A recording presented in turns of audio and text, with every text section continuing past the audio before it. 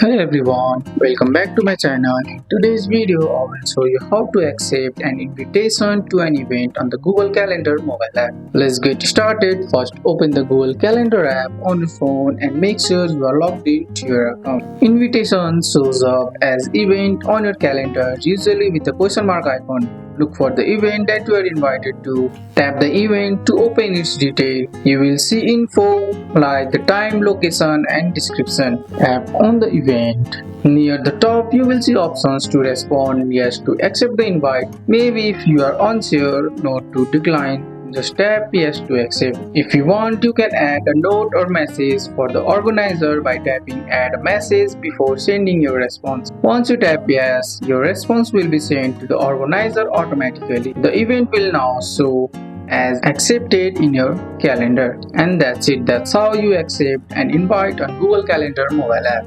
That's all for today's video, guys. I hope you guys liked this video. If you found this video helpful, drop a like, subscribe for more videos. Thanks for watching. See you in the next one.